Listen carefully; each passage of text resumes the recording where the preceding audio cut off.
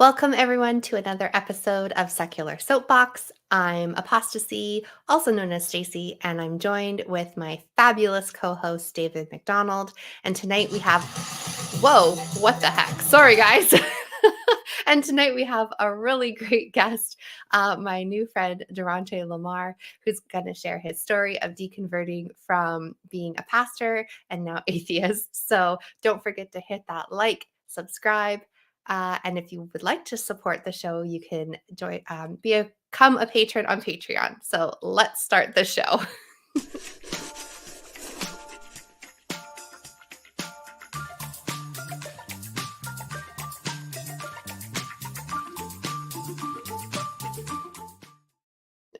Sorry about that. I love that. I was like, whoa, what the heck happened? The other day on the line, behind the scenes, Arden had accidentally hit someone's channel and it played something really loud, and Matt was like, oh my God, what the heck just happened? So I felt like I just did that to myself. So anyways, That's great. hi guys, welcome to Darante. It's so good to see you. Oh, it's great to be here. Yeah. I mentioned this in the back room, Darante, but I heard great things about you. I clicked on Stacy's channel. I started watching the interview, and I immediately stopped myself because I was like, no, I want to hear this.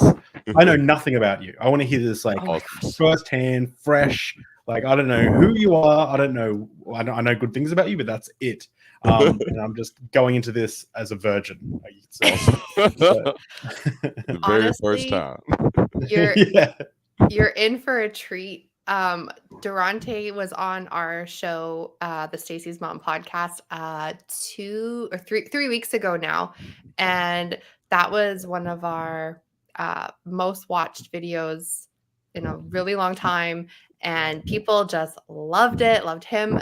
When we were finished, we were on a high for a couple days, so I'm so happy to have you over here. So if you want to introduce yourself and give us a bit of a history, and Absolutely. Yeah. Well, first, and then I think I may have told you all that night, but that was my first time having public conversation. For the past, I've been an atheist since 2014, but I have kind of lived in the closet, in the prayer closet, as Brady calls it, which I absolutely love. But I lived in the prayer closet because my family, we had made the decision to not do Christmas for a while, which was actually an economic decision. We were poor. But my family and my wife's family had such a just virulent reaction to that I was like, oh, they're not going to be able to handle the other part. So, and when I say it was horrible, like people were threatening to take our kids and everything just because at that moment they didn't know we were atheists. They just believed that we were no longer following the Spirit of God anymore, and that perhaps that we were under demonic possession. And so they needed to take our kids because we were robbing them of Santa Claus. And it was a very interesting phenomenon. But I often tell people when you're dealing with someone who is superstitiously attached, just pick any other superstition in their life that they've attached to, and they will treat it just like Jesus, and that's what you get. Because it's like the moment you say Santa isn't real, they can kind of hear that same thing, like, hey, you're not supposed to be saying that out loud because that sounds a little too close, like God may not be real.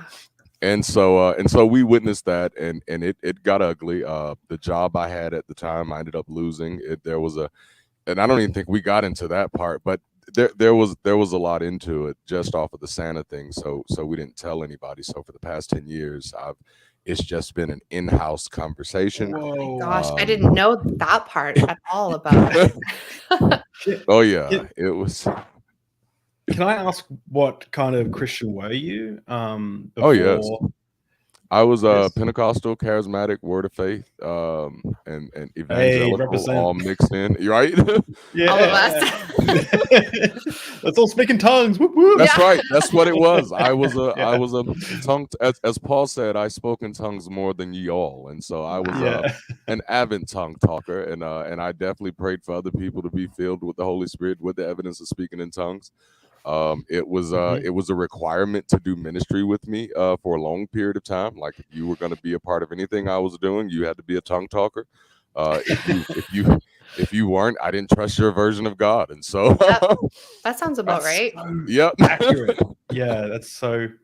I was very. I think I've mentioned this before, but my wife never spoke in tongues, and I always felt really, really insecure about, like, really conflicted. Yes. Like, is she really saved? Like, yeah. That was like my husband. He never spoke in tongues, and I was like, hopefully one day he'll truly get saved. Yep.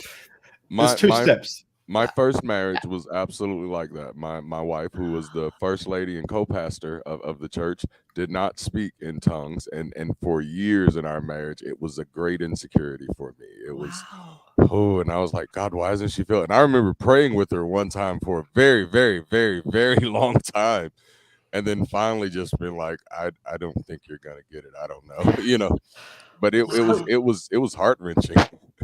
So were you a pastor as well? I was a pastor for nearly a decade. Whoa. Okay. Yeah, wait till you hear. All right. I'm gonna sit back. I'm gonna stop asking questions and just it's good. It's good. Oh, all right, I love the questions, questions, like, because Yeah. honestly, since Stacey, since I've done your podcast, like, there was so much that I had not even thought about in years. Yeah. And so I love the questions because it helps me unlock different things that I didn't think about. Like, even when I did yours, just remembering, oh yeah, that's right. The night I got saved, the very next day my mom kicked me out. I completely forgot about that. That was something I had number one, it's been so long, and I had separated myself from that. And for me, that was a defining moment in my relationship with God. For whatever reason, it was evidence that God had really called me. The fact that, hey, I get saved, I go home, I hear this inner voice telling me, my mom had went to, just kind of backtrack. I get saved, get filled with the Holy Spirit. I go home. My mom, we were poor. I was born in the 80s, crack epidemic in the South. My mother was impacted by that. So she was not just the best of people during those times. And so I came home from church, and it was funny because the church that I got saved at was a church that she had went to. It was a church that I saw because it was a Pentecostal church, and I had never been to a Pentecostal church before in my life. I had only been to Baptist and Methodist church. I was around 11 to 12 years old around this time.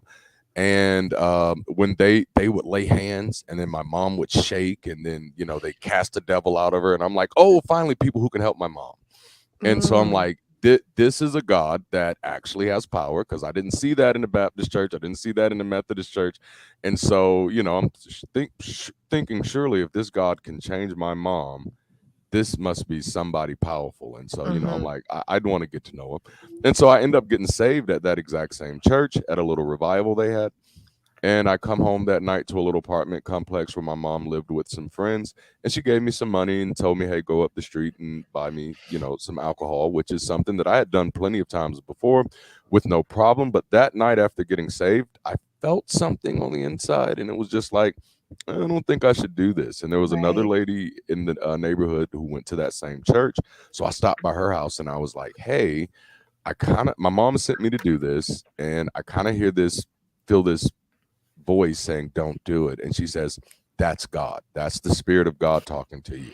And so I was like, okay, great. So now, she's, and I thinking back on it, I'm like, holy snap, this was the first time I let someone else convince me that just my own consciousness was this other entity.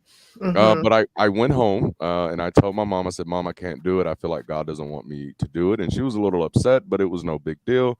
But I woke up the next morning and my bags were packed, and she was standing over me, and she said, you'll either choose me, or you'll choose to serve me, or you'll choose to serve the church. And how old were you?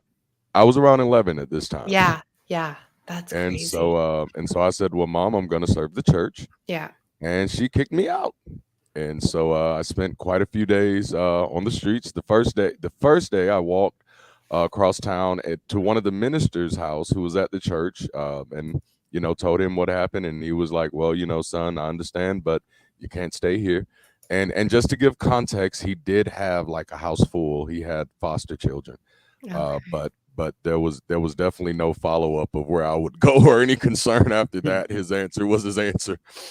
And so I ended up having to move in with my dad who I'd never lived with before. So that was a whole nother situation. And Wow. so it was, Christianity for me was a very interesting thing. I came in off, I'll tell people now that I became a Christian on credit. My first few years, I had already read the Bible as a child. I was really into reading. I read stuff like Matilda, and Matilda got powers from reading, and so I wanted to get powers from reading. And so I just read all I could. Being smart was very important to me after watching Matilda. Yeah. And so I read a lot, and then I got in trouble in school a lot, and I had a aunt who was really churchy, and she'd make me read the Bible and then make me write the Bible. And I remember my early relationship with the Bible before that Pentecostal experience, and it was like, oh, well, this can't be true. Like, you can't get past Genesis chapter 1 as a child who's read mythology and think this is anything other than mythology. And so as a child, it was just very clear to me that this is mythology, but the adults just kind of do the Santa thing. Right. What's this? And then, of course, I had never seen anything at the church that my families went to that evidenced anything closer, that showed like a God. It was just like, these are old people doing things that they used to do 80 years ago to still feel like they're connected to the people 80 years ago. That Right. as a child, that's kind of how that processed to me. But then when I got to that Pentecostal church, and these people are telling me they've cast the devil out of my mom. They've identified these demons who are responsible for making her a bad person. And now these demons are gone. And I'm like, okay, now this is not mythology. This is God. As a child, of course, I'm still not able to rightfully kind of determine what this is. But I see that activity. I see that action. And I'm sold on it. And the commitment I kind of make to God is, if you'll save my mom, I'll serve you. Wow. If you'll deliver my mom, I'll serve you. And so now I knew at that time that I had no evidence for God, but at the same time, I saw these other people who behaved and asserted that they did. They had all of these spiritual experiences that, and of course, this church was deeply Pentecostal. This is what you call Pentecostal holiness.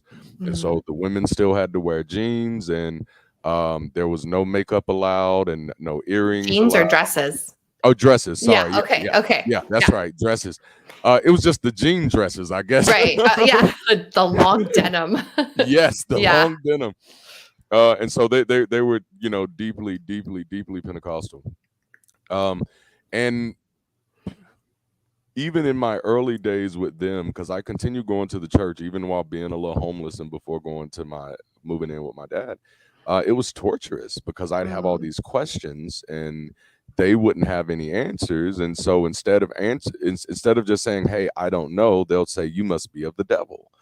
And so just my first few months being a Christian, I was called the devil, Beelzebub, the Antichrist.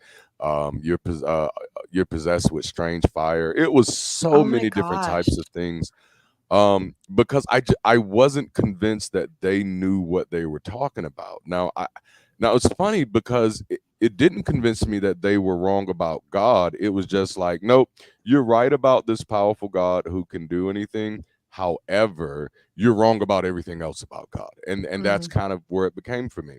So when I moved in with my dad who lived in DC, me coming out of Alabama, I got to go to Word of Faith churches who still had this Pentecostal vibe, which means they still spoke in tongues, because that was the thing. Any other church I was going to go to, they had to speak in tongues.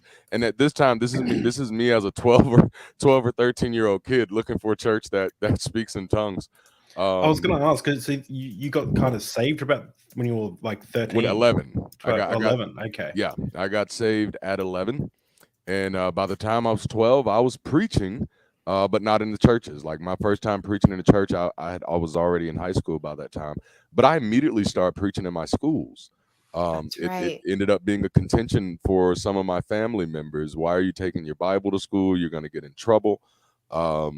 Growing up kind of in the Black experience, especially from the South, people are always afraid of Black people doing anything. And that comes from, our family themselves who are always telling us, hey, if you do this, you're going to get in trouble. If you do this, you're going to stand out and stuff like that. So it was like, hey, black kid taking the Bible to school, you're either going to get picked on or you're going to get kicked out. And either way, this is not going to be good for your longevity. Right. But I was sold that no, I've made this commitment to God, to serve God. And what serving God looks like is telling other people about him, sharing the good news, and that he wants to help them and he wants to save them. And the same thing he's going to do for my mom, he can do for your mommies and daddies too. And so, that was my message kind of in middle school, and that, God can help you. And so by the time I was in high school, I was starting campus ministries, and things were like going really what I would have described back then as well. We were reaching people that I considered to be the unchurched, and I thought that was really great, because the problem that I had with Christians is that they were really picky about who could be Christians, and I was just like, no, whosoever will come, let them come, because that was just kind of the version of the gospel experience I had, and that was this God who wanted to save anybody and everybody, including somebody who was, to me at that time, as horrible as my mom. And so if he would save my mom, he could save anybody. So who was I to discriminate? And which was actually kind of like that fire for me to start campus ministries, because all the other ones that I saw, which at the time were like First Priority and Christians in Actions, they were very much more preppy is the best word I can use. It was just going to be the khakis and the polos. And if you didn't have the khakis and the polos, you kind of weren't in. And if you weren't already indoctrinated into a Southern Baptist or an Assemblies of God type of viewpoint, then you really weren't accepted. And so I didn't see them trying to actually reach the lost, which I found with a lot of Christian organizations, that many of them weren't actually interested in people who weren't already believers. Right. And in those early days, those were the people I was interested in. I was interested. If we couldn't convert atheists and people who were witches and Satanists, what were we doing? Yeah. And so I did just kind of live my life that way, just wanting to minister to everybody. And what I realize now is that every step of the way, this faith that I had started building, I was also chipping away at. Right. Because even now, like I think I said on your podcast, Stacey, when people tell me now, like, hey, well, you were never one of us, I'm just like, thank you very much. I love that's such a good, that's amazing. David, I love you. Oh, that's amazing. When he like said I that, am not offended. when he said that, I was like, oh, that just completely changes my whole perspective. I've got one that I think is just as snarky. Yes. It's more snarky. It's in the same realm. When someone says they'll pray for me, I'll say, well, I'll think for you. I'll think for you. Yeah. So they'll pray for you, I'll think for you. Yeah. You keep praying, I'll keep thinking for you. Yeah. That reminds me of a I time I took my family to this church that I used to go to. And by this time we're all deconverted, but I just wanted them to see kind of the church I came from. And one of my old mentors, and this was back when I was a youth pastor, so this was a long time ago, but he came up to me and he sees my children. He says, oh, is he going to be a preacher? And I responded, he's going to be a thinker. And the look of offense on this man's face when I said that, it was just, it was amazing to me, because I didn't say it to offend him. I really didn't. That's just my posture in life. Yeah, it's just like, no, he's going to be a thinker. Now, if he decides to profess what he thinks, great, but we're going to work on the thinking part. Because that's what we want to be. There's just as a random aside, we've got a newborn Atlas, and Amy and I, my wife, we think a lot about how can we instill critical thinking skills into this child. And I heard Neil deGrasse Tyson say once that him and his wife told their children about the tooth fairy, but they said it in a way that, like, we've heard that if you do this, X happens. And then they wake up, they find the money under the pillow, and they go, the tooth fairy is real. And they go, is it the tooth fairy? How do you know it was the tooth fairy? And then the kids put tinfoil on the ground. They did all these things to try and prove if it was their parents or if it was the tooth fairy. And they proved that they investigated it. So there was still the awe there. They investigated it and they discovered that the tooth fairy couldn't have existed. It was one of their parents. And I was like, that's brilliant. I love that. That is amazing. Yeah. Holy snap! I've never thought about that, but godly, I love that. That's amazing. Yeah. Wow. It's been an interesting journey. Yeah. So by the time I was in high school, I ended up coming back to Alabama. My dad and I did not have the best relationship. I ended up, I think it was in 9th grade. He just rented out an apartment and put me in it, and so I lived there by myself for a while. And then finally, one of my aunt and uncles who lived in that area found that, oh, he's living in an apartment by himself. Go get him. So I ended up living with my aunt and uncle, who I'd never met before. And and they were like super traditional Baptist, and so me being a 9th grade tongue talker was very weird to them, and the fact that I wanted to go to this charismatic church and not this boring church that they went to, they could not understand. So even though I was a Christian, it was just like, no, he's in a cult. He's in a cult, and we're just going to tolerate his cult-like stuff for a while. And just to be clear, I was a little weird because I was definitely that person who would spend hours just in my room crying out to God in the spirit and in tongues with my music turned up, and Stacey, I heard you mention that you burnt your CDs. I burnt all of my CDs. It made all of my friends mad. They were horrified because Did you do that too, David? Yeah, I threw them all out. Yeah. Yep. Like Eminem, no, it was evil, like everything. Yeah, I didn't even sell them because I thought that I would be then giving someone else like a demonic. That's right. Yeah, you're passing the sin along. You can't do that. You got to get rid of it right where it stands. And I did. I burned my CDs. This is bringing back things from me because I used to have. I remember my dad coming down. I used to live in this bungalow at the back, this like shed. It was a shed, but it was like we decked it out to be like a room. My dad came down and he knocked on the door and he says, "Oh, someone's on the phone for you." And I was like, "We're praying, like go away." And then eventually I started drawing like notes on the and putting them on the outside of the shed. So he'd come down there like with a message for me and like, "Oh, they're praying again," like, and he got really sick of it, and he started. We used to be doing yard work, and he would make fun of me. He was a Christian, but just not as zealous. And we'd walk past like a pile of sticks, and he'd be like, "Dear God, should I step over the pile of sticks, or should I walk around the pile of sticks?" And then I'd be like, "Ha ha ha!" And then he'd be like, "Dear God, should I use the shovel with my right hand or my left hand?" And then he'd dig, like he'd be just asking like really pointless questions, and to try and get across the point that I was like way too in over my head, kind of like way too into it. Oh yes. That's hilarious. I remember my dad, I asked my dad to buy me some extra virgin olive oil one time, and we were in the grocery store, and I just remember him looking at me very weird, which my dad, he didn't live as a Christian, but he definitely considered himself a Christian, and he did have an affinity for like storefront Pentecostal churches with women preachers. I have no clue why. But those were churches he would go to maybe once every 2 years, right? So he just drop in.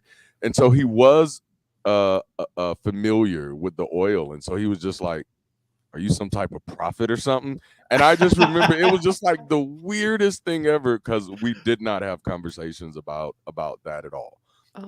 Because he was just like, my dad and I didn't have a good relationship to begin with, because I was very different from him. My dad was very athletic, which my oldest son is almost very much like him. But my dad was very athletic, and that was it. It was just athletics and girls. And for me, it was art and science. And so, and there was girls too, but it was, I wasn't, I wasn't girl crazy. It was my music was important to me, which was why my friends hated me when I burned my CDs, because we used to do talent shows together, and we had just signed this little deal thing, and so we're thinking, oh, we're about to be pop stars, but nope, I get saved, and it wasn't immediate. I get saved, and then I become a part of this culture that says, hey, you got to get rid of all of that now. And when that happened, they tolerated me being saved in the beginning, my friends, and specifically the ones in DC. But once it got to the point where I was like, no, I have to live my life this way, and I can no longer participate in the things we used to do, it was very hard. I think I ruined a lot of friendships that way. A lot of friendships that way. My whole life became about Jesus and serving the kingdom and ushering in revival and being that Joshua generation. And I did my best to live up to it. I definitely I don't know if I necessarily. Well, yeah, I tarnished some relationships for sure. 'Cause Yeah. I was very zealous. But when I became an atheist, I went to those friends and I actually told them, "Hey, guess what?" And they were like so happy for me and some of the most supportive people. They're like, "We always loved you. We were just like just hoping that you would sort of come to this realization because we really loved you and cared about you and just you were just a little like out there." That's I, beautiful. I had friends. Some of my best friends recently tell me, if you became a Christian again, I don't know if I could be friends with you. And I was like, why? Like, because you go from one extreme to another. You just can't go like I just couldn't deal with it. You're just too extreme. And I'm like, Oh, yeah. sorry. Like, it's just like I'm trying not to be. It just comes out. Yeah. Yeah. I love it. I have one quick little story that when you mentioned the Yes. extra virgin olive oil, this is not sorry, it's like super quick, but I had a friend and they were very like they're super religious and she needed a recipe or she had a recipe and she needed devil's food cake. Have you heard of devil's food cake? Yes. And she asked her husband to get it for her from the store and he didn't buy it for her because it was called devil's food cake and she literally needed that for a recipe and he bought her Yeah. angel food cake instead. Oh, okay. And she's like, isn't that so endearing? And I'm like, it's kind of a little over the top if you ask me. Yeah, that's Yikes. amazing. I was like, come on. So anyways, I just had when you said the like extra virgin olive oil, I was like, oh my gosh, like that is how extreme some people take their beliefs. yeah. I wasn't that bad. Like I would buy devil's food cake, but not them. They wouldn't even bring it in their home. So I got rebuked. I remember there's this guy that used to always rebuke me for stuff. It's so annoying. But he rebuked me once for saying to play devil's advocate. He's like, you should never align yourself with the devil because I used the phrase to play devil's advocate, and I was like, oh man, shut up. Yes. Oh my God. I wasn't like at that extreme, but I was definitely like, you know. Yeah, I'd never gone that far, but I was probably close. Yeah. That's so funny. Yeah. Oh, They're the completely different type of cake. Like absolutely could not be more opposite. they are So not the same. they're not the same. And I do know people who refuse to call deviled eggs. And Okay, so we were those people. We called them angeled eggs. So I'm not going to make fun of that. Like I shouldn't mock them too much, but when you need it for a recipe. Anyways, okay. This is, and just sorry, I just thought of another funny Christian thing, but we used to do the Christian side hug at church. It's like you go up to, if you're hugging someone of the opposite sex, you hug them kind of. That's like, right. That's the like holy hug. Christian side hug. Yeah. And one of my friends who was a bit edgy, he was a Christian, but he was a bit edgy. He goes, I hate the Christian side hug. He's like, I like the satanic front hug. And he grabbed me and just put our groins together like front hug. Oh my god! And I just lost it. It was so funny because it was so inappropriate. But I was like, hilarious. But at least he had a sense of humor. Yeah, exactly. Oh man, I love it. Oh, okay. Sorry, we got you so off track, but I love. Well, see, there's stories for days. Yeah, for sure. Because by the time I was in high school, I was meeting other young preachers, and so that was always very interesting. Meeting other people who were my age, and so I think by the time, there's this story I've never shared publicly. And only a handful of people know this story. Okay. And I will have to edit out one of the words, but this is a part of the Christian experience that I've had, and it is I've had a very dynamic experience, right? Okay. So one of my preacher friends, she's a female preacher. She was a phenomenal preacher. We were both 15, 16 by this time. Her parents were like her preacher managers, and so they'd get her preacher gigs, and she had a little preacher show that came on local television. And we did revival together and things of that nature. And I just thought, like, man, this is the most amazing person in the world. And at this time, I was a youth pastor, and she did a Christian sleepover and invited us to come over. And around this time, I was always a little different in my thinking anyway. So, and people sometimes appreciated it, sometimes not so much. And so I brought a few of our youth from our church and to the sleepover, and we went. And it was kind of nice at first until they started talking about a book, Joshua, I Kissed Dating Goodbye. Joshua Harris. Yep. And I mentioned that someone else had wrote a rebuttal book called I Gave Dating a Chance. Oh, I've never heard of that. Okay. Yes. Yeah. Oh, well, that made me very unpopular at this Christian sleepover. Oh, dear. Co-authored by the devil. Yep. They were not happy at all. And I just always believed in trying to be a well-rounded person, but no, that night got very awkward very quick. We powered through it. We did a lot of praying and a lot of shalalas and all that great stuff. And the next morning, one of the young ladies was leaning over me when I woke up and said, "You're a pretty N-word." with the ER attachment. And I just remember being flabbergasted because I'm here and I'm 15, 16, youth pastor at this time. So life has been very dynamic. And I have my other youth with me who are about 12, 13. And we're all just kind of witnessing this. And they just sit there and laugh like it's funny. Oh, my gosh. And then proceed to tell a whole bunch of racist jokes. And I just remember sitting there, reserving my composure, kind of talking to my compatriots and just kind of watching, and like this was normal for them. And it was like, oh, we're just playing. And I'd love to say that was the first and the last time that I'd had an experience like that, but was not. One of the most painful gifts in my life is because I'm articulate, people often feel very comfortable saying some very inappropriate things around me. And it was very, very interesting. And so our relationship soured after that, nonetheless. No kidding. But just to backtrack, our relationship had actually soured a little bit before that, and I'll tell you why. Okay. We did a revival together. This is a revival where we're laying hands on people and all this good stuff. People are laughing. People are falling on the floor. People are ripping off their cast and stuff. And I'm like really into it. This is a really holy moment. I fasted for 3 weeks before this moment. Like I slept all day the day of the revival because this lady said I needed to sleep in the spirit. Like I was very, very serious, right? And the revival went excellent.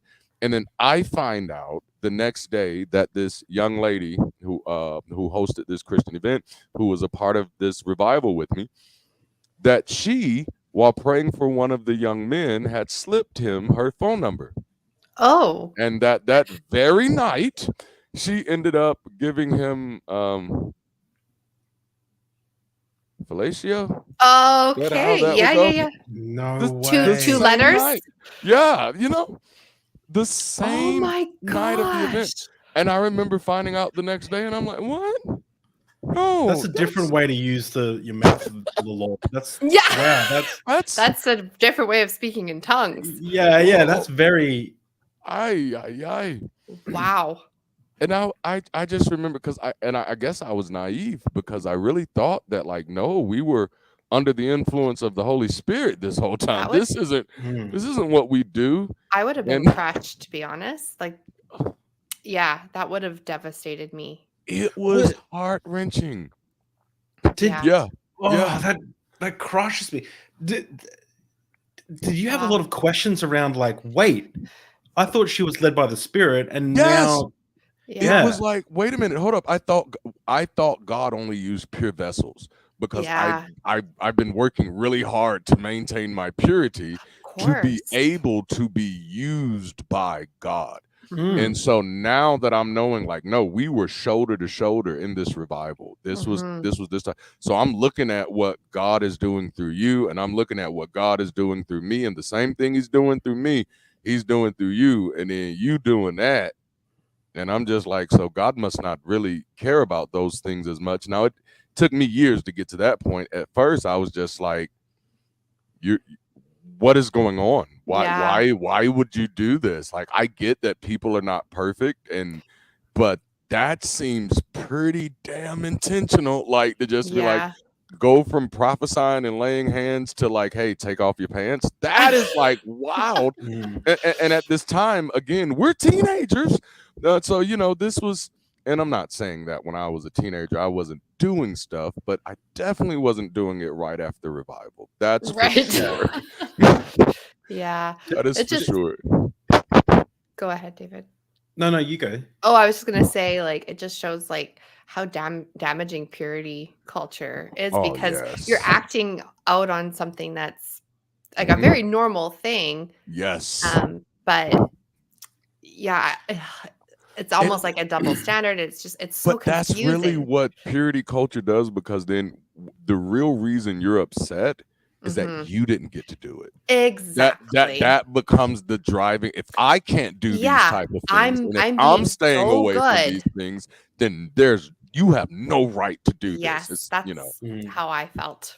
yep. Like, I'm being so good, and it's like, you can ask for forgiveness, but I'm keeping myself so pure, and, hmm like, hmm I Yeah. don't have yeah. Ugh, I understand your frustration. The, It there was was hard. back in the MySpace days when I was just a new Christian. I had on my MySpace page. There are two people I wrote down in my description. There are two people in the world that inspire me. I think the first was either my youth pastor or John Bevere, but the second Oh person yes. I Oh, mentioned yeah, him. was Michael Guglielmucci. And I don't know if you guys know him overseas, but Mm. he's been on many Planet Shakers albums. He wrote the song Planet Healer for Shakers. Hillsong, Yes. and he pretended to have cancer. And he had a oxygen take on stage at Hillsong, and Joel Houston was like, "I just see Jesus in that" and stuff. And turns out he never had cancer. All the money he raised for it was just all fraudulent. And what he actually had, and this is what he says, he had a really bad porn addiction that was making him sick and losing his hair and all this stuff. Again, if if you just, I don't know, like it's. Just So he just had look at some porn. anxiety. Look at some porn and then move on with your day. Like if you, like I have to now. if you I fight, have to. yeah, it's like I've got a disease. So when I found that out, I was heartbroken. Like I was like Mm, crushed. And that morning at church, the following Sunday, we were going to play that song Healer. I know And that song. you know that song, yeah. And Hillsong? I was, yeah, and Yeah. that's he wrote that song, and he said he wrote that based on God healing him of his cancer. And like I've got the DVD somewhere. Oh my We should do god, a I whole know review of that it. Yeah, song. yeah. And we were gonna play it, and the worship leader was like, questioning whether, and they said, no, it's still true about God. We're still gonna play because it's still true about God, and he gave a big speech about it. And the way that I resolved this, because I was like, he's led by the Spirit. He's done so many things. Like he's is I was like, you know what? In the Bible, God used a donkey Yep. to speak. Oh yeah. So if God can Balaam's use a donkey to speak, yeah. So and you see though, the whole way that religion or Christianity or religion becomes unfalsifiable. You can't falsify it. Like Yeah. led by the Spirit, that's evidence of God. But then also, if the person is giving blowjobs to people and lying about cancer, God can use a donkey. Like there's no way to prove or disprove anything. It's just Yeah. God's providence at that moment. It's God's grace and mercy. It's all wrapped up in there. There's What always an answer. and what the enemy meant for Good or evil. or evil, God can use for good. It can That's always right. be turned around, right? Beauty And then from for me, ashes. it was nevertheless the gospel will be preached. Some preach for Yeah. gain, some preach for filthy lucre, but nevertheless, the gospel is preached. And so, yeah, it was Mhm. your whole life, or at least mine. I can't speak for Yeah. anybody else, but my whole life as a believer was definitely cognitive dissonance. Mhm. It was constantly having to create an excuse for either why something wasn't happening or why people weren't behaving properly. Because I never, and I tell people to this day, I never ran into something that I would define as a Christian by Christian standards. Right. Because I've never seen Christian behavior actually align with Christian standard. I've seen Christian practice align with Christian standards. So we're going to pray, we're going to worship, we're going to sing, we're going to do whatever we say we practice. But as far as the behavior, no, we love everybody. That's a standard you haven't been able to maintain. And that was always problematic for me, because I'm like, no, if God is supposed to be good at loving everybody, and which of course you have to ignore a lot of things, the cognitive dissonance, even in that, to believe that God is good at loving everybody, to accept that as a theology, you have to ignore like 80% of what's in scripture. And Of so, course. but you do that, and then you say, if God is supposed to be good at loving everybody, then hey, Christians are supposed to be good at good at loving everybody. Which I now realize you're now holding Christians to a standard that you can't even hold their God to, and so it's just hilarious. It's hilarious. So this is why you say you were a Christian on credit. Like Yes. you were just waiting for. I was searching for evidence. Yeah. And not just evidence. Honestly, I believe if I could have found someone who convinced me that they had the evidence and that they had spent enough time with it, maybe I'd still be a Christian. Maybe that Right. would have been enough for me at some point, that it would have been like, okay, because I just needed that reassurance that somebody kind of knows what the hell they're talking about. Because when you start, when I started at 11, it's very easy to approach this very childishly. But Right. as you continue to learn, it becomes really hard to ignore certain things without, living in god awful depression, which is where I was for a very, very long time. Right. And so the further along you kind of go into it, you start asking hard questions. And my thing was, okay, the language is, there are certain things you'll never have the answers for. I'm okay with that. But there are some things that we can have the answers for, and I would like those answers. Right. And so those things for me became, how did the Bible get here? Where did it come from? What's the authorship? What's the historicity? What do scholars who are not believers have to say? Yeah. Because if yeah. And so once it became that, it became literally, okay, my mentors, I'm looking for this in my mentors. Surely my mentors, who are all mega church pastors, I'm thinking, if God is blessing you this much, it must be because you have a really close relationship with him and you are really sure on your answers. And what I started to find out is, among all of my mega church pastor friends and mentors, none of them had even asked these questions. Or if they had, it wasn't important to them. And I'm in my later years now, but by that time, it had become to bother me at such a point. It's like, wait a minute. You invested your internal soul, or what you think of as your eternal soul, on a belief system that you didn't actually verify. Now, Right. I'm speaking from a Black context, so I'll speak to that a little bit. It is Black History Month. Yeah. But when you read Carter G. Woodson, Booker T. Washington, and Frederick Douglass, they all had the same critique of the Black church, and that it was filled with preachers who were, and people are going to be mad at me for saying it, but I'm just quoting Carter G. Woodson, but it was filled with preachers who were undereducated and ignorant. And unfortunately, in my culture, and someone pointed this out in one of my comments, and I thought it was excellent, what we often call Christianity is really our own version of ancestor worship, because we're only this because Big Mama was this. And the truth of the matter is, we don't really believe this, but to say that out loud would be disrespectful to Big Mama. And so if I want to honor Big Mama, I have to live my life like I pretend to believe what Big Mama believed. And Big Mama believed what some ignorant preacher believed, who never cared if this story was true or not. And I don't even mean the word ignorant in a derogatory way. Right. I mean that in the sense of someone who literally did not know better and was not trying to do what it took to know better, to know better at that time. And now ignorance has been codified, and of course I could say just in a community, but we obviously know superstition knows no skin color. But at least just speaking from my context, you just have people who've never even tried, because it was never about the truth for them. Yes. Most of my pastor friends, and many of them will probably hate me for saying it, but none of them became preachers because they were convinced that this was the truth. They became preachers because this worked. This is what I've been groomed for. This is what I've been indoctrinated to do. I've been told that this is what's important in life, and I get a little respect when I do this. Yeah. Especially in the Black community. Like in white churches, you can call your pastor like Mike, you can call him Todd, you can, you know what I'm saying? You can call your pastor even just pastor. Not in the Black churches. We are bishop, we are apostle, we're prophet, we're because true. there is a sense of, especially considering our legacy in this country, there is a sense of this was the only place I could have identity. This was the only place where I could have some type of seniority, some type of hierarchy. And unfortunately, when you mix that type of inferiority with ignorance, you get a dangerous concoction. And you know, and that's what we ended up with. And so ultimately what ends up pulling me out is I realized that there was nothing I was doing as a preacher, specifically as a Black preacher, that was doing anything to actually help my community. And the type of messages that would be needed to help my community would be so far removed from superstition that it would have to be offensive to the things that we have accepted as truth. But we have to remember that those things we accepted as truth, we required no evidence before we called them true.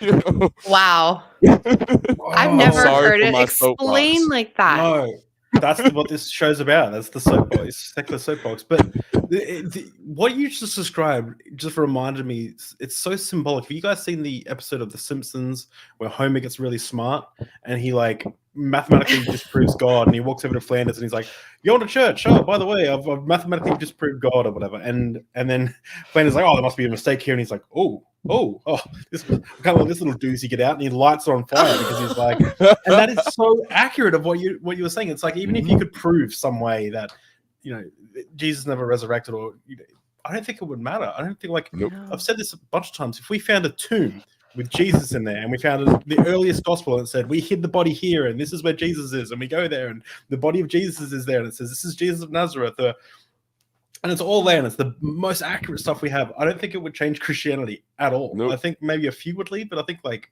95% of people would stay there.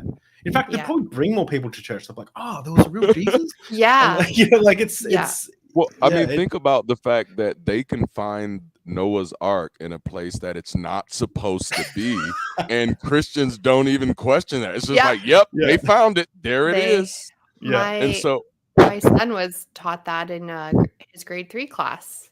He came home and was like, "Mommy, they found Noah's Ark." I was like, "Oh, okay," and I believed it because his teacher told him.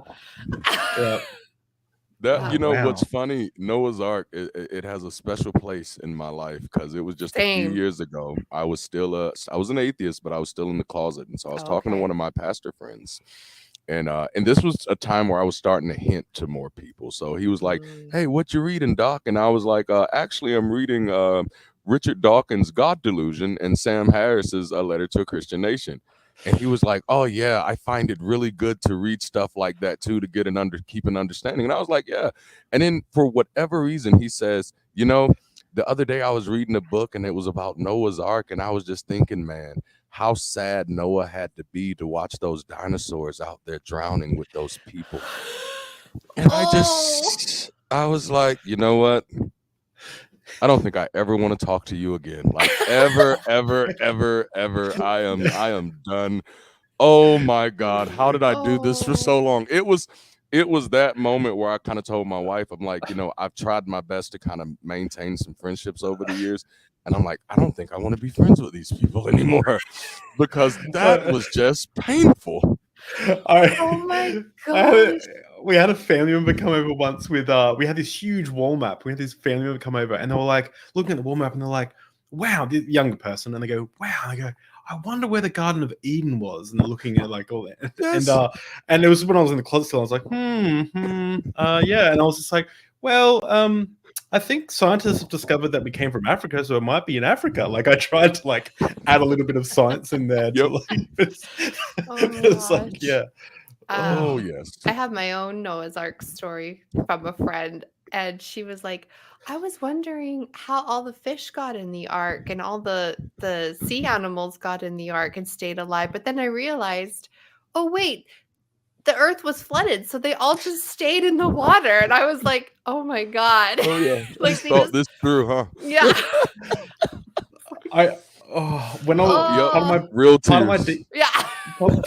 Part of my deconstruction was like, all right, let's look at Noah's Ark and see if it's actually viable using like, I'm going to do my own research.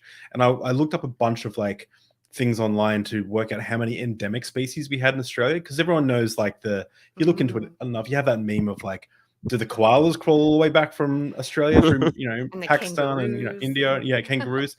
But that's two animals. I was like, I looked at it and I was like, not including fish, not including birds, because I just imagine fish could swim in both salt water and fresh water, and birds could, like, fly around for a year and then get to Australia.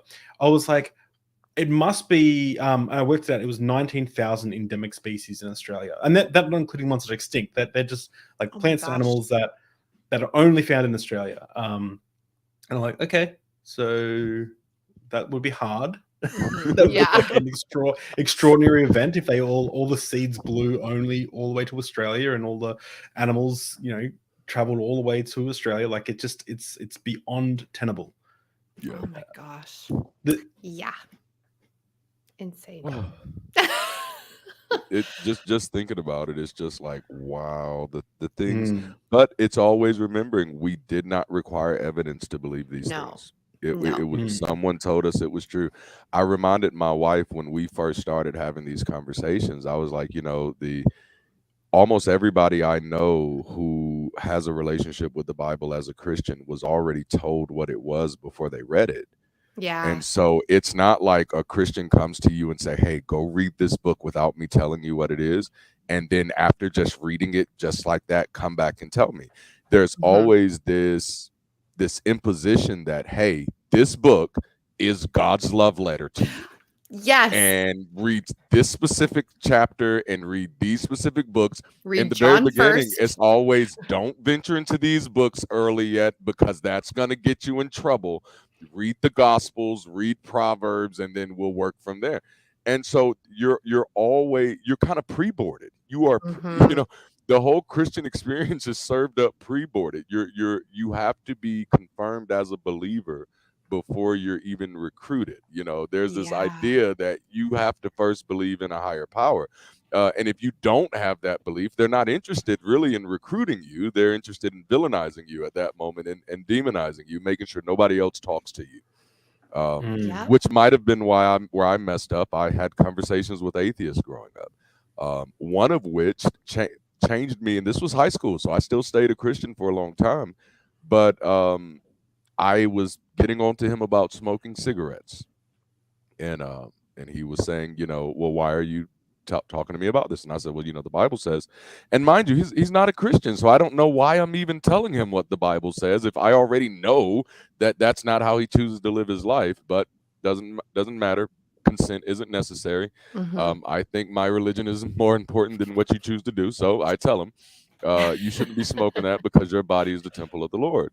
And he looked, did not get upset, did not get angry, just flat face, kind of looked at me and said, do you eat hot dogs?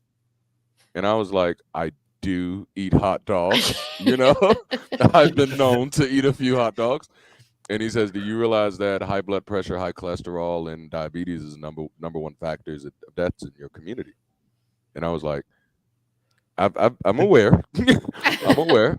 He said, so how are you treating your temple if you eat hot dogs? He said, are you as adamantly angry about people eating hot dogs as you are about people smoking cigarettes? Wow. And I was dumbfounded because I did not have an answer for that. And I felt really embarrassed because I had never even thought about that. And so what he taught me about myself is that I held beliefs that I had never challenged myself, because that was way too easy for him to just in that moment, just, and I'm like, oh, I have to relook at this now. I don't think I knew what the hell I was talking about. And I've been really mean to a lot of my friends about this stuff. And so I developed a mindset then, which definitely helped me, I believe, which is what I know to be true today, I may know to be false tomorrow. And that was my belief system even as a Christian, that finally helped me just say, okay, because none of this is true, dude. That's why it keeps changing. Because at one moment, like revival, right? At one moment, revival means this, and then it means this, and then it means this. But it never means, if it really means what it means, that means the Christian church has been dead a lot of times, and we just keep resuscitating. Yeah. It's like it's on life support. Yeah. It's so true. So many revivals. Oh, yes. And I love them all. I know. I love the performance of Christianity. I Mhm. love this idea of people waving their hands and just Mhm. hundreds of people being impacted, whether they're shaking or falling, and I don't know why, but that was like power to me. And then I remember Yeah. by the time I started pastoring, especially in those later years, I was like, why is everything I attribute to this word power actually not powerful? And Hmm. that began to bother me because it's like now when I use the word power, I'm just talking about people falling out. Yeah. And it's just I don't that would be like the worst superpower to have in the world. You just they're back up a few minutes later. Yeah. It's like and for those of us who've been down and got back up, you go and they get down and they get back up and they're like, was something supposed to happen? Because that's Yeah. pretty much what everybody's experience has been. You Yeah. go down, you're like, okay, maybe this is it. And you're At any moment, thinking, yes. how long do I lay here for to look like something Yep. has happened and God has ministered to me? Yep. This is bringing back so much trauma. Sorry, David. No, like good trauma, Okay. fun trauma. Yeah, No, but it's so good. man, I remember never falling over in the spirit. But I remember being next to like friends who I saw them wake up from the floor, like they would just. But I mean, the same thing happened at Beatles concerts, back in the day. Yes. Girls faint, pass out. Yeah, it's just. My sister-in-law was on our channel last week, Erin, and she has chronic illness, and she said sometimes the worship services would just last so long, so many hours, and she said she would go up and fall down just so that she could rest. Yes. She was tired. I'm tired. And I was like, oh, Erin. I've had friends do that. I've definitely had friends do that. Yeah. But I started falling out in the spirit at like 9 years old, 8 years old. Oh. I was Yeah. but I was so like hungry for God. I Yes. wanted that touch of the spirit. I wanted him. Yeah, like so that's why when people are like, you were never a real Christian, I'm like, you don't know how desperate my heart was to know the Lord. But now it's like, thank you. But at such a young age. I was studying Billy Sunday, Smith Wigglesworth, Lester Sumrall, John the G. old Lake. Wigglesworth. Yes, I was after the glory, man. I was. Oh yes, the glory. Jeez. Oh, that word now just makes me. Right before I had my like born again experience, I was still a Christian and grew up a Christian. I moved up with my dad, and before I had that experience living up in Queensland with my dad, I went back to visit my mum in New South Wales, and she brought me to one of the only churches that were in their small community that was Pentecostal, and the head preacher was a psycho, like he was insane. Like he would get verses from the Bible that say that you're meant to like shout your voice like a trumpet or whatever, and he would stand there going on stage, like he was like insane, like he kept losing churches, people would nut job, and he would stomp and stuff and like in the spirit on stage and and I mean there was like 20 people in this church, and my mum was trying to get me to have an experience with God, and so they were praying for me. I think I had glandular fever. They were praying for me and trying to. My little brother, my youngest brother, he was probably 8 or 9 maybe, he comes up and he starts going and like mimicking the tongues, thinking it was like he was being part of it. My mum got angry at him because she thought it might have been distracting me, and I'm sitting there like, this is so awkward. Like I'm not feeling anything. I don't like to be here. I know like this. I can feel my mum. There's so much pressure. Like my mum really wants me to have an experience, but this is not work. Like, and it was very uncomfortable. But it was so funny that my like you doing some like chant. Now I want to sing The Little Mermaid. That is The Little Mermaid. Yeah, that is the girl. Yes. That's what he's thinking. Yes. Oh, that's gonna be my head all day. Sorry. Oh, man. Oh, that's great. Goodness. Oh my goodness. I don't know why that reminded me of a story where this church I was a part of in high school, fairly large church. Jesse Duplantis was coming for like an anniversary service. Yes. Okay. And this church decided to bless Jesse with a 50-year anniversary edition Harley Davidson. It was something like that. And I remember our pastor at the time, which I thought was the coolest person in the world, drove the Harley Davidson down, to the church, down through the aisle to the front of the stage and stuff, and presented it to Jesse, and was telling everybody how much it cost and stuff. And it was a phenomenal amount of money. And what I remember feeling at that moment was like, wait a minute, our church has people who like literally walk and hitch rides to church. Wow. And we just purchased a very expensive, motorcycle that was literally, we could have bought 10 vehicles with what we spent on that one motorcycle, and gave it to somebody who absolutely did not need it. There is no argument you could have made. You could not have said he was using this for the gospel, and I just remember thinking like, what? How is this congruent? How is this right? How is this okay? If you have members who it's their tithes and offerings that are going to this, it's not like you took your personal money and bought this motorcycle for your friend.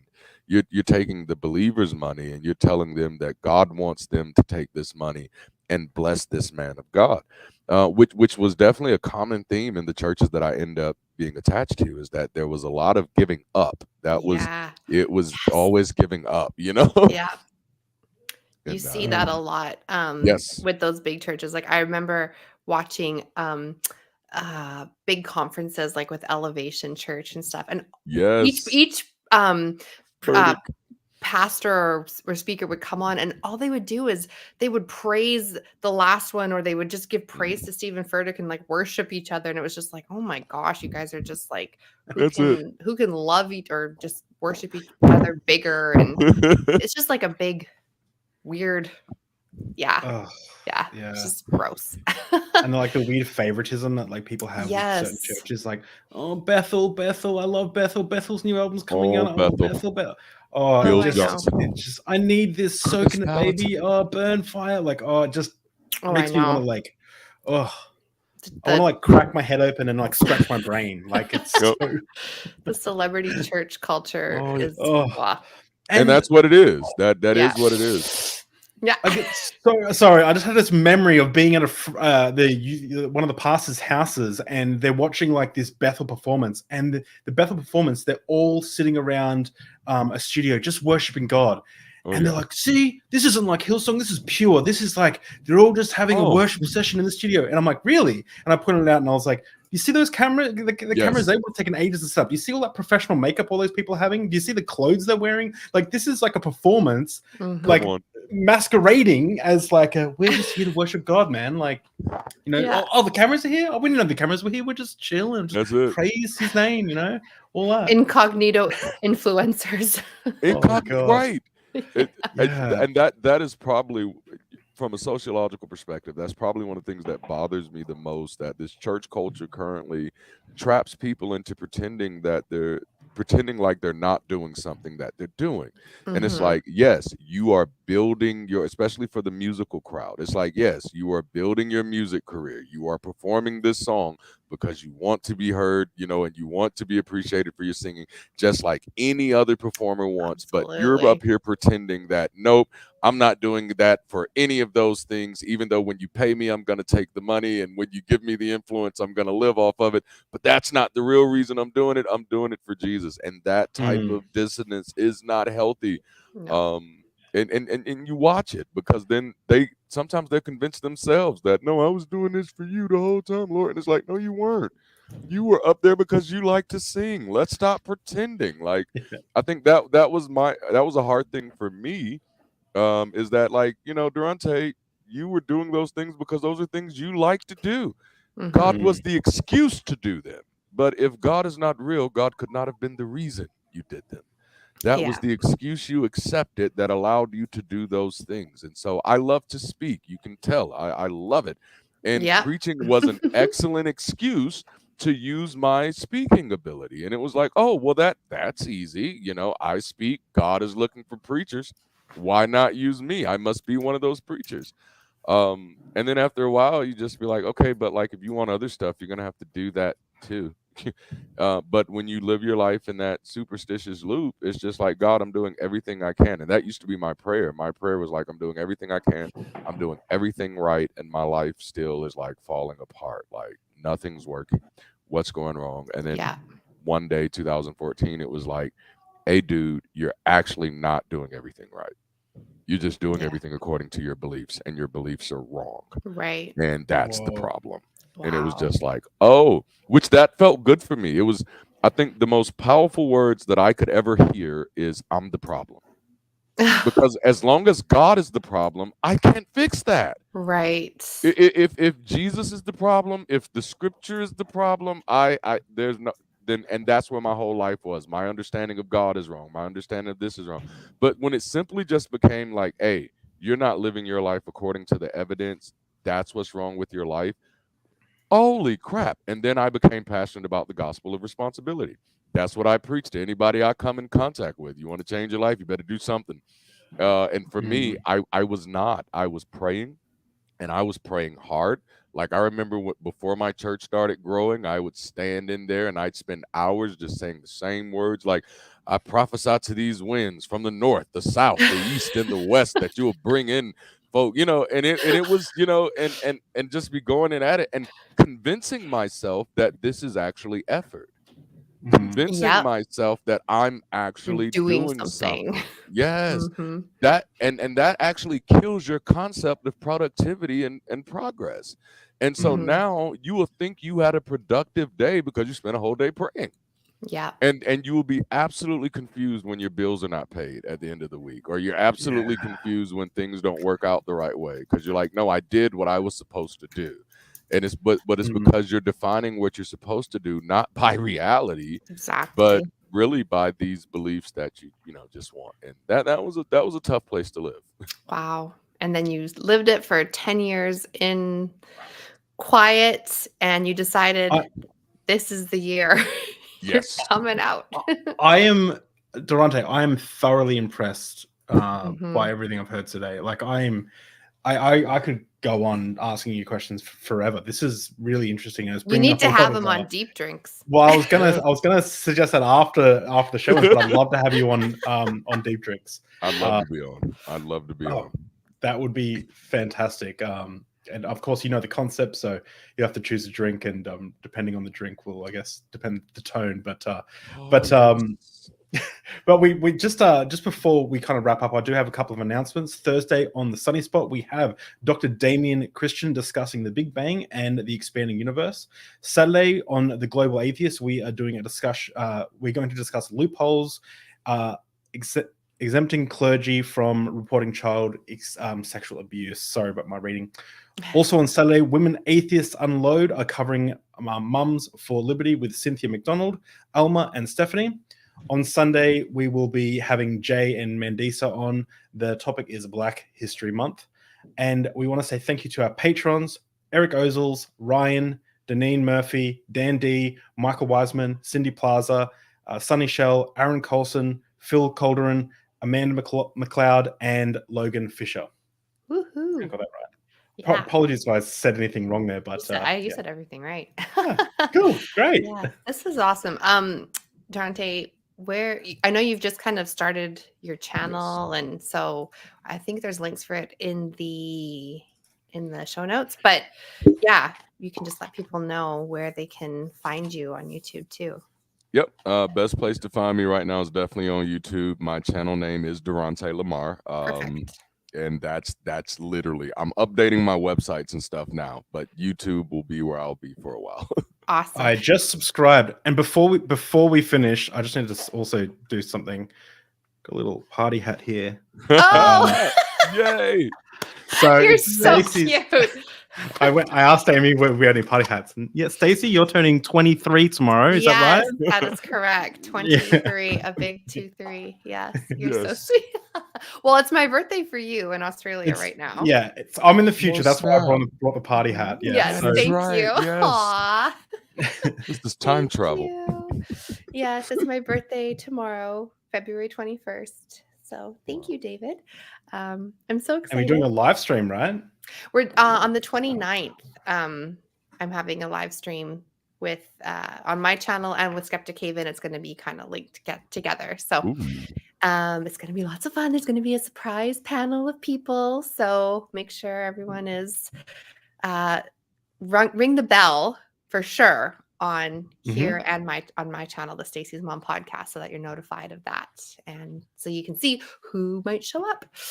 And if you haven't subscribed to Stacy's Mom's podcast, go subscribe and then let her know that as a birthday you subscribed in the comments. Like, I subscribed to your birthday present. Oh, that's a good idea. Oh yeah. Oh, that's awesome. Super fun. Yeah, great idea. So thank you. I think that is everything. This was so great. I love talking with you, Darante. It's like really natural. I enjoyed it. So happy that we have connected, and you're a friend. You're not just a guest. You're a friend of mine. Yay. So yay. So thank you so much. And also I just wanted to say that after this, I'm pretty sure you're going to be joining in the chat possibly, but we're going to head over to the Icapod podcast with Brady. He has Derek Lambert as his co-host tonight. So that's where we will be after this, if you want to go and check that out. But we will be back next week. And thank you so much to everyone in the chat for being here. And we will see you next time. So bye. Cool. See you later.